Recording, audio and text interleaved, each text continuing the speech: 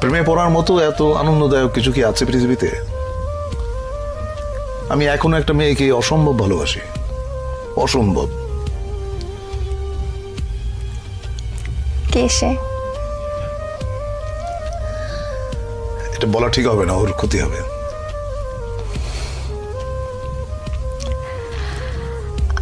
আমরা কি চিনি? চেনো হয়তো।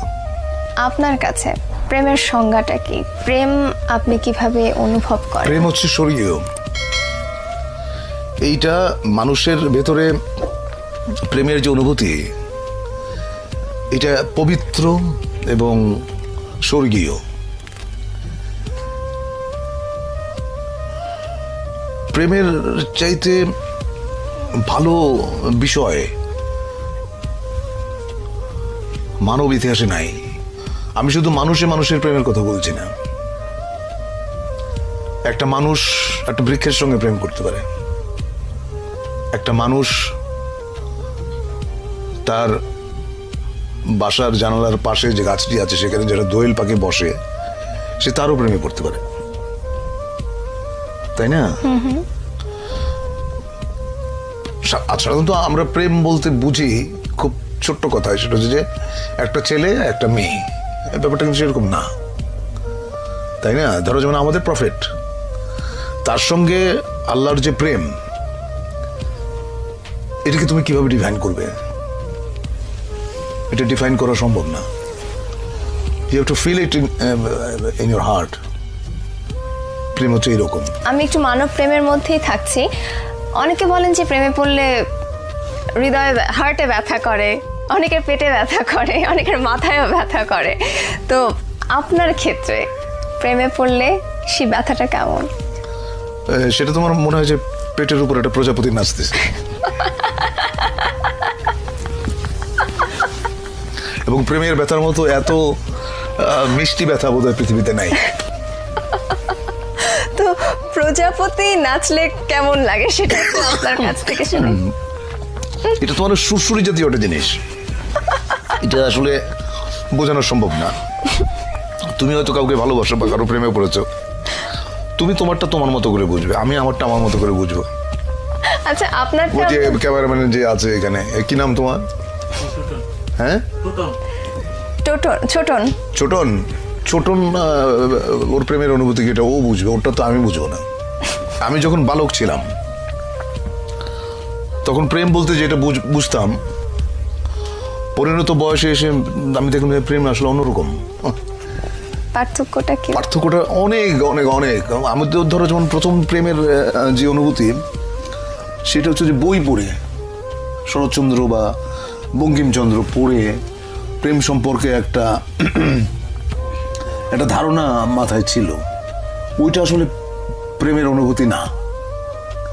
প্রেমের অনুভূতি একেবারেই অন্যরকম, একেবারেই। এটা এক একজনের কাছে এক এক রকম, এটা কেউ কাউকে বলে বোঝাতে পারবে না। প্রথম প্রেমের কথা বলছেন, সেটা বইয়ের কথা বললেন, কিন্তু প্রথম মানব প্রেম যদি বলি সেটা হচ্ছে আমি তখন অনেক ছোট। কত বয়স? বয়স কত হবে তখন? এই ধরো 14-15। তখন প্রেমে পড়লাম এক গার্লস স্কুলের ম্যাডামের, যার বয়স ধরো আমার চাইতে 20 বছর বেশি। ওইটা আমার প্রথম প্রেমে পড়া। প্রেমে বহুবার পড়েছি, বহুবার।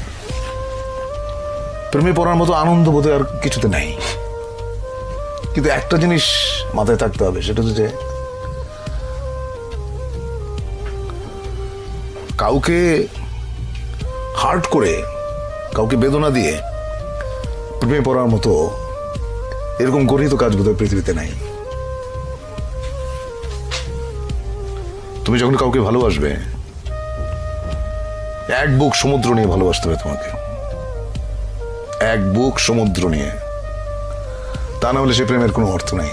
আমার কেন জানি মনে হয় যারা খুব সুন্দর করে কথা বলতে পারেন তারা অনেক সুন্দর করে লেখেনও। তা আপনি এত সুন্দর করে কথা বলেন, আপনি কেন লেখেন না? আমি সুন্দর করে কথা বলি কিনা জানি না, তবে আমি যেটা বুঝি আমি সেটা বলি। আমি মিথ্যে পছন্দ করি না। আচ্ছা, মিথ্যে কথা যে বলি না এটা বললে পাপ হবে, মিথ্যে মাঝে মাঝে বলতে হয়। এখন একটা মেয়ে দেখতে হয়তো অত ভালো না, সে হয়তো জিজ্ঞেস করলো যে আমাকে কেমন লাগছে, তো আমাকে বলতে হয় চমৎকার। এটা মিথ্যাচার না, এটা একটা মানুষকে তুমি যখন আনন্দ দাও এর মধ্যে পুণ্য আছে, সেই পুণ্যটা তুমি অর্জন করলা। আপনার প্রেমে কতজন মেয়ে পড়েছে যদি প্রশ্নটা করি? সেটা তো আমি বলতে পারবো না, সেটা মেয়েদের জিজ্ঞেস করতে হবে। আপনার কাছে কেউ এসেছে এরকম কিছু বলে? আমার যদি এখনো ফোন আসে এবং অদ্ভুত অদ্ভুত কথা। কেমন? একটা মেয়ে একদিন ফোন করে বললো আমাকে বিয়ে করেন। আমি বললাম তোমার বয়স কত? ও বললো আমার বয়স 22। আমি বললাম যে আমি তোমার ঠাকুরদার বয়সী, টেলিফোন রাখো। এখনো প্রচুর ফোন আসে এবং আমার খুব মানে খুব অদ্ভুত লাগে যে এটা তো বিয়ে করার বয়স না। আচ্ছা, তো আপনি বলছেন যে আপনাকে যারা ভালোবেসেছে কারা কতজন সেটা আপনি বলতে পারবেন না, মেয়েরা বলতে পারবে, কিন্তু আপনার কাছে যারা পৌঁছেছে, আপনার পর্যন্ত যারা পৌঁছেছে, তারা তাদের এক্সপ্রেশনস গুলো কিরকম ছিল আপনার কাছে? আমাদের ইয়ারমেট একটা মেয়ে ছিল, ওর সঙ্গে বহু বছর পরে, প্রায় 20-21 বছর পরে দেখা হলো। ওর হাজবেন্ডের সঙ্গে পরিচয় করা দিল। উনি আমার সঙ্গে হ্যান্ডশেক করে বললেন ও আপনি সেই। তো আমি তো বুঝি না আপনি সেই মানে। তো আমি বললাম আপনি সেই মানে? তখন মেয়েটা বলল, আমাদের ইয়ারমেট, সে বলল যে আমি বাসর রাতে আমার হাজবেন্ডকে বলেছি যে আমি হুমায়ুন ফরিদের প্রেমে পড়েছিলাম,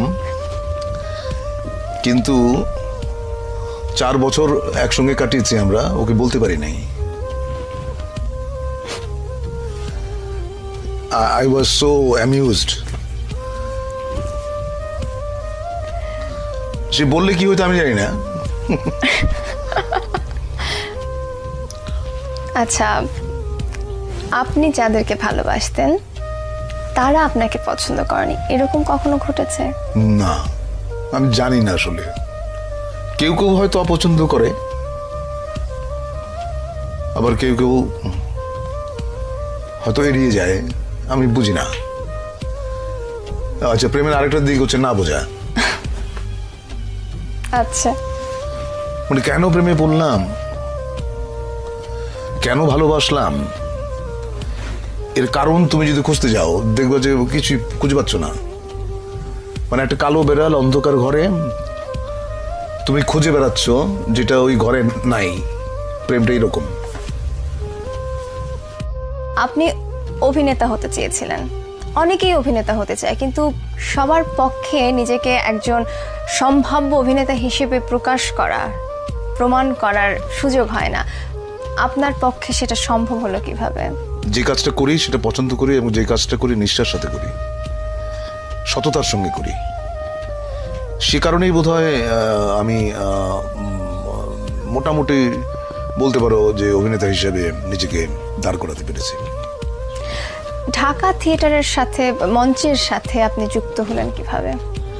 সেটা খুবই ইন্টারেস্টিং একটা ব্যাপার। সেটা হচ্ছে যে 1977 সালে জাহাঙ্গীরনগর বিশ্ববিদ্যালয়ে আমি তখন নাট্য সম্পাদক। তখন আন্তঃহল একটা নাট্য প্রতিযোগিতা অ্যারেঞ্জ করলাম। তো ওখানে জাজ হিসেবে গিয়েছিলেন আমাদের ঢাকা থিয়েটারের প্রধান পুরুষ জনাব নাসিরউদ্দিন ইউসুফ। উনি আমার লেখা, আমার ডিরেকশন এবং আমি ছোট্ট একটা চরিত্রে অভিনয় করেছিলাম। ওটা দেখে নাটক শেষ হয়ে যাওয়ার পরে বললেন যে আমাদের ঢাকায় একটা দল আছে, দলটার নাম ঢাকা থিয়েটার, আপনি যদি জয়েন করেন আপনার ভালো লাগবে। তারপরে সেলিম ভাইকে বললাম, সেলিম আল দিন, সেলিম ভাই আমাকে নিয়ে গেল, ওইভাবে ঢাকা থিয়েটারে আসেন। সেটা কোন সাল? সেটা 77 সাল। সেই সময় ঢাকা থিয়েটার, বর্তমানের ঢাকা থিয়েটার, দুটোর মধ্যে যদি একটু তুলনা করতে এখন বলি। আমরা যখন ছিলাম একসঙ্গে, এতগুলো একঝাক তরুণ মেধাবী অভিনেতা, তাদের সঙ্গে আমি কাজ করেছি, সেটা ছিল ঢাকা থিয়েটারের স্বর্ণযুগ। এখন আমি থিয়েটার ওইভাবে দেখি না, মাঝে মধ্যে যাই, ওই গেলে একটা সমস্যা হয় যে সবাই এসে মানে সবাই এসে এমনভাবে বিরক্ত বলবো না, এমনভাবে ধরে আমাকে যে আবার একটু অভিনয় করেন মঞ্চে, আমরা দেখতে চাই। অনেকেই বলে যে আমরা আপনার মঞ্চের অভিনয় দেখি নাই, দেখতে চাই। তখন খুব বিব্রত হই, কারণ আমি জানি আমি মঞ্চে আর কোনোদিন কাজ করব না। কারণ মঞ্চে কাজ করার জন্য যেই ধরনের প্রাণ শক্তি লাগে সেটা হয়তো আমার আছে, কিন্তু আরেকটু বেশি থাকলে হয়তো করতাম। সেই প্রাণ শক্তিটা একজন অভিনেতা কোথা থেকে নিয়ে আসতে পারে আপনার মনে হয়? কিভাবে নিজেকে তৈরি করতে পারে? দেখো, ওই গিরিশ ঘোষ না কার জন্য একটা কথা আছে, দেহপট শনে নট সকলই হারায়। কারণ অভিনয় করতে একটা সুস্থ শরীর লাগে, একটা সুস্থ কণ্ঠস্বর লাগে। এখন শরীরের সামর্থ্য থাকতে হবে তো, কারণ মঞ্চে অভিনয় করতে গেলে অনেক অনেক পরিশ্রম করতে হয়। তো সেই জায়গাটা ওই আমি বোধহয় হারিয়ে ফেলেছি। আমার মনে আছে কেরামত মঙ্গল নাটকে আমার একটা এপিসোড ছিল প্রায় 40 মিনিটসের, মানে এক নাগারে সংলাপ বলে যাওয়া। এবং তখন তো মহিলা সমিতিতে তোমারই ছিল না, এই এয়ার কন্ডিশনার ছিল না, প্রচুর ঘাম হতো, এবং আমার 1 থেকে 1.5 পাউন্ড ওজন কমে যেত প্রত্যেকটা শোতে, এত পরিশ্রম। মঞ্চে কাজ করার সময়, সেই সময়টা, যে সময়টা আপনি স্বর্ণ যুগের কথা বলছেন মঞ্চের, সেই মুহূর্তে, সেই সময়ে টেলিভিশন এবং মঞ্চে কাজ করার একটা কম্পিটিশনের একটা বিষয় চলে এসেছিল। আপনার সাথে যারা কাজ করছিলেন মঞ্চে, আপনার থেকে কম শক্তিশালী যারা অভিনেতা, তারা টেলিভিশনে গিয়ে অনেক আলোচিত হয়ে উঠছেন। তো এটা কখনো আপনার মধ্যে দ্বন্দ্ব সৃষ্টি করেছে? না, কখনোই না।